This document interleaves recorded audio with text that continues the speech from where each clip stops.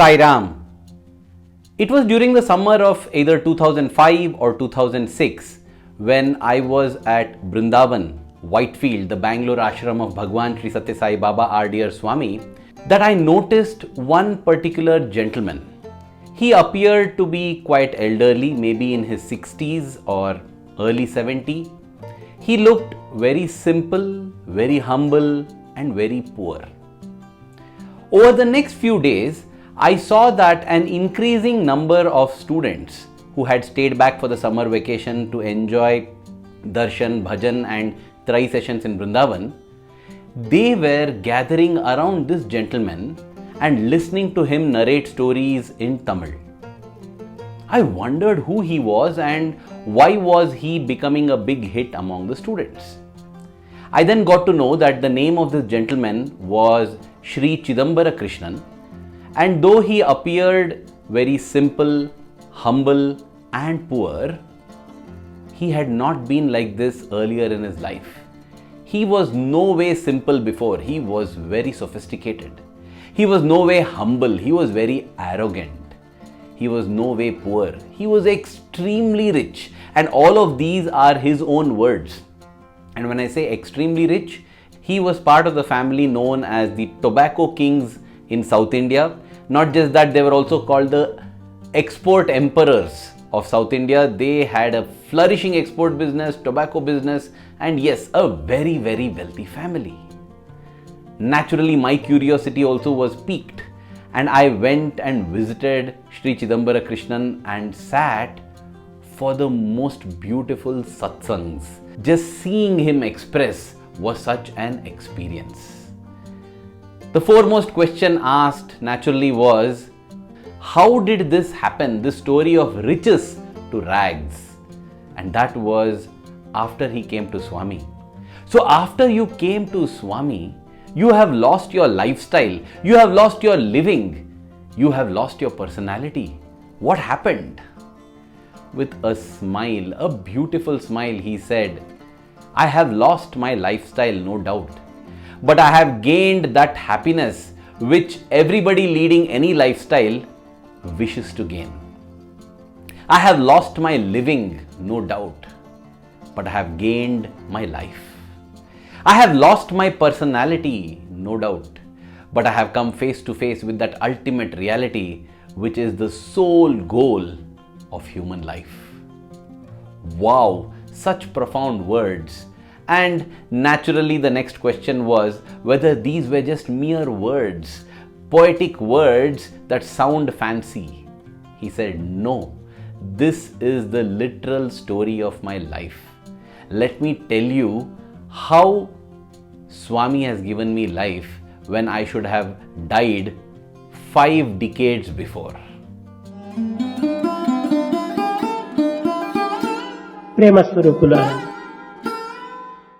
The story that Shri Chidambara Krishnan related to us that day has also been recorded in his autobiographical book, Sai Mahima.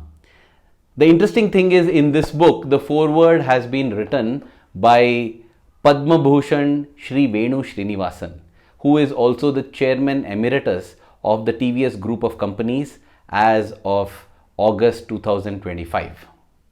It was 1958 and Shri Chidambara Krishnan was a 22-year-old when his horoscope was taken to a few well-known astrologers in his native village of Mukkodal. Mukkodal comes close to the town of Tirunelveli in Tamil Nadu. These astrologers saw his horoscope and together they came to a consensus that it was indeed a horoscope. They said that as per his astrological records, there is no way that he will be able to live even one day beyond the 14th of March 1960. They say the Ides of March.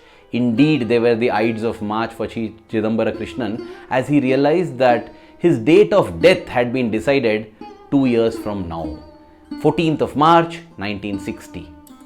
When his father got to know this, he was very worried and he took his horoscope and went to a very well-known astrologer by the name Shri Shivaraman in the city of Madras, Chennai as it is called today. And this great expert spent a lot of time studying the horoscope and then confirmed what the other astrologers had said. He said, yes, no way that this lad can live beyond the 14th of March 1960. Dear brothers and sisters, some of you may be wondering whether this astrology, this horoscope, all these are true. Unfortunately, this great ancient science which has been called Jyotishya has earned a bad reputation because of certain people who market it with the goal of trying to earn quick bucks.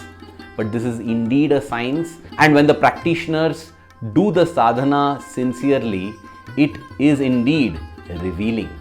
That is how we have had many such astrologers even in the West. We have heard of Nostradamus, the man who saw tomorrow. Indeed, the man who saw tomorrow saw the arrival of Bhagawan Shri Sathya Sai Baba as well. In case you missed that video, that is there at this link above. The father had sought a second opinion because he was not convinced of the first opinion. But when both of them matched, he decided to search for another branch, which is palmistry. And this palmist pointed out to his lifeline and he said, look at this, at quarter it has been terminated. I don't know the precise date, but it looks like it will be very difficult, nearly impossible for you to live beyond the age of 24 years. And this was the pathetic situation that Shri Chidambara Krishnan found himself in. When the father asked Sri Shivaraman in Chennai whether any kind of pariharam or whether there is any worship that can be performed to remove this dosha or defect in his birth chart, he said, no, this is such a terrible one, only God can help you. And so Shri Chidambara Krishnan resigned to fate and realized that he would be dying no matter what he did. He also understood that this was possibly the reason why his marriage had not proceeded. See, when he was about 20 years of age, he was to marry a girl who was 16 years of age. Back in those years, these ages were absolutely fine and recommended ages for marriage. But then, he was marrying the sister of his elder brother's wife. There were 3 brothers. The middle brother's wife's sister was to be married to him. But the eldest brother felt that because they are so closely connected now, the 2 brothers might conspire against him and he didn't want this marriage to proceed. So he put a legal case in court saying that the girl is a minor and she should not be married. And that is how the marriage had stalled. But now Shri Chidambara Krishnan felt it was good that it was stalled because otherwise the wife would have become a widow so soon after marriage. It was in this depressing scenario that a close friend of his who ran a textile business in Tirunelveli called him up one day and said, he must definitely have the darshan of Bhagawan Shri Sathya Sai Baba. That was the first time he was hearing this name.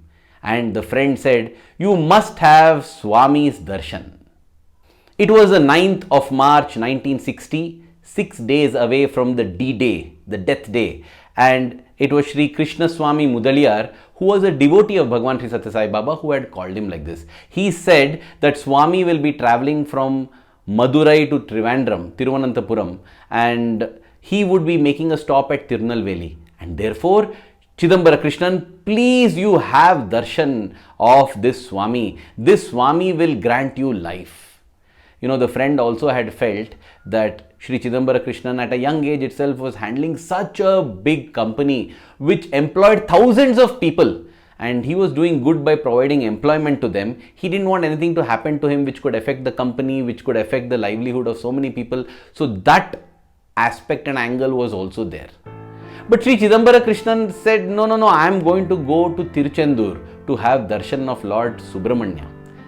Tiruchendur was also close by, and he said, only God can save me, so I don't want to meet any of these Babas or Swamis. Little did he realize that God was coming so close to him. He was ignorant of that. In fact, Swami was actually headed to Tiruvananthapuram because he had been invited by the governor of Kerala as the state guest.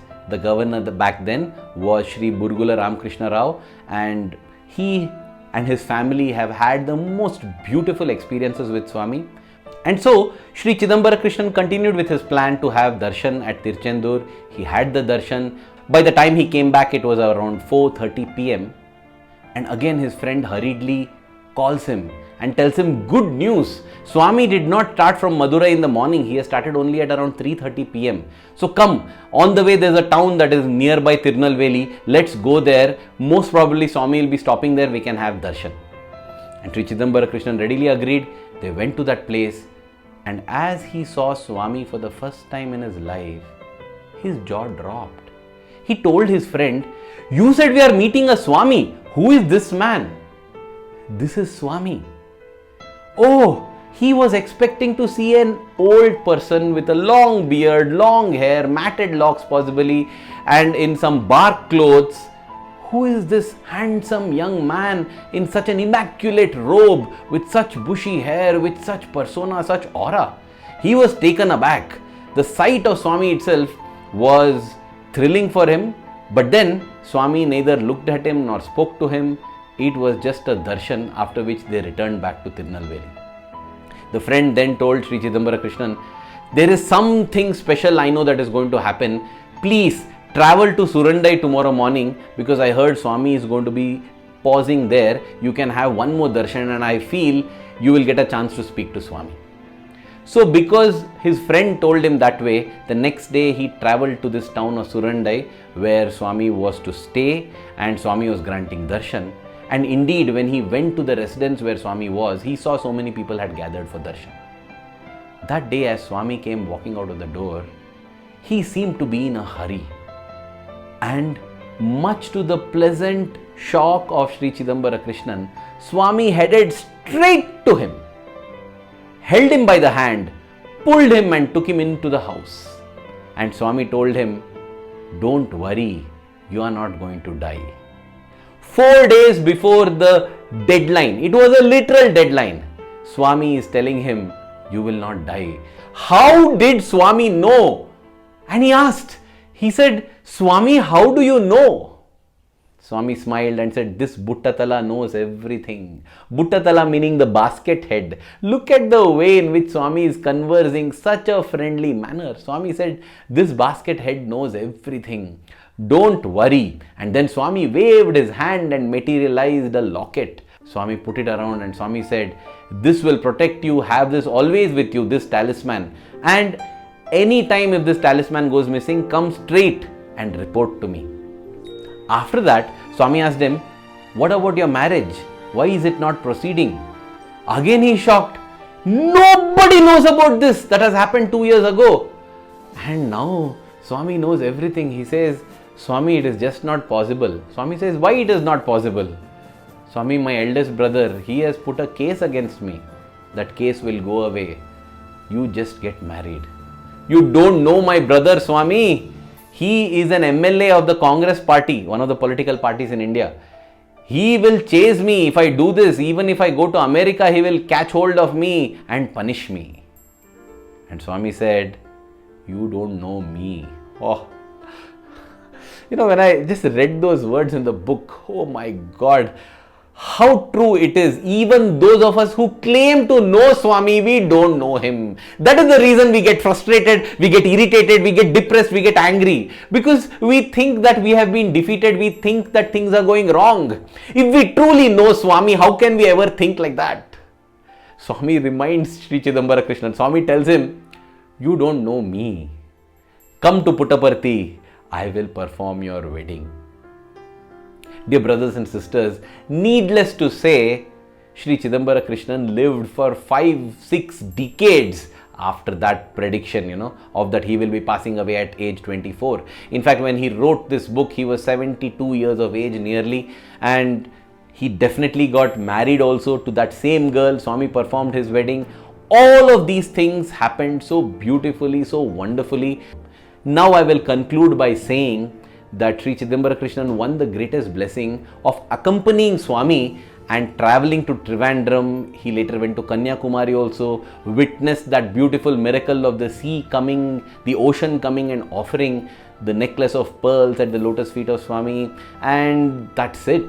He had become a devotee, and as he says in his own words, all the wealth that I had, all the reputation that I had, all the so-called lifestyle that I had, all of them fall far short in repaying Swami, for he gave me the greatest gift that no amount of wealth can ever buy, the gift of life. Sometimes this question might arise as to why is it that Swami gives life to somebody but takes away life from somebody. In the recent episode of the Sathya Sai story, we saw how one little girl who was totally detached from the world and totally attached to Swami, she had to give up her life. That story has been captured at this link above. On the other hand, we have Shri Chidambara Krishnan, who was apparently leading a very worldly life. He was given back life. The way the Lord sees is so different from the way we see things. The Lord always sees things as what is good for the spiritual progress of the soul. And by spiritual progress of the soul, I mean the soul moving towards peace, contentment, and absolute complete bliss. And for that, if it is needed that the body must pass on, the Lord will bless the body to pass on. And for that, if it is required that the body must survive and stay on, the Lord will bless the body to stay on. That is the loving, compassionate and beautiful Bhagawan Shri Sathya Sai Baba that we have in our lives. Let us hold on to his lotus feet and redeem our lives.